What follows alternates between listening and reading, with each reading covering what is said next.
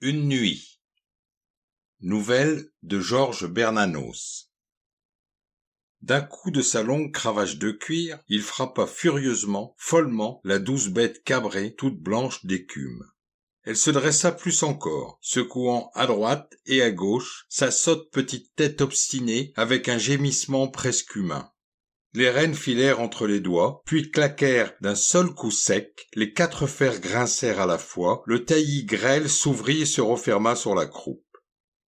Et il regardait stupidement sa main sanglante, l'oreille encore occupée du bruissement sauvage des feuilles, tandis qu'une pluie de grosses fleurs blanches tombait sur son cou et ses épaules, lourdes comme des fruits. Le tonnerre du galop roula quelques instants encore à travers l'immense désert d'arbres, puis se confondit par degrés avec les respirations plus vastes du soir.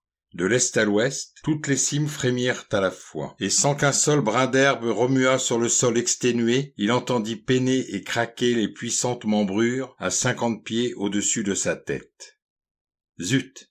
dit-il simplement, avec un calme qui le surprit. « Pas la peine de chercher la sale bête ce soir. Quelle sottise !» Il ramassa par terre une des fleurs étranges et machinalement épongea sa paume et ses doigts poissés de sang. Le pétale, mou comme une pulpe, s'écrasait à mesure sur la plaie gonflée, avec une odeur de poivre et de cannelle, et sitôt touché le sol, ainsi qu'un petit tas de boue grise, il semblait qu'elle commençât d'y pourrir. Il cracha dessus, par dégoût.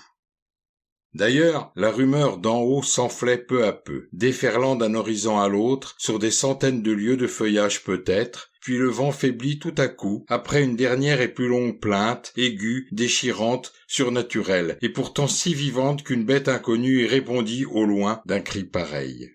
De l'humus noir et vénéneux, gonflé de toutes les fécondités de la corruption, crevé çà et là, ainsi qu'une pâte qui fermente, de grosses bulles livides, d'énormes champignons phalliques, sortait une espèce de buée pesante à hauteur d'homme. Tournant la tête, il vit noircir la pente du ravin qu'il avait eu tant de mal à descendre et l'ombre courir entre les troncs à la vitesse d'un cheval au galop. Il ne semblait pas que la nuit tombât du ciel, mais plutôt que le jour remontât lentement, glissa lentement, de bas en haut, comme pompé par cet autre abîme qu'on devinait sans voir, au-delà du vaste murmure des feuilles. Le crépuscule insidieux s'évanouit lui-même comme il était venu, au point que le voyageur solitaire ne perçut d'abord des ténèbres qu'une odeur plus violente et plus âcre, parfois doucement mielée, de la forêt endormie. La chaleur était égale, assidue, atroce, irrésistible.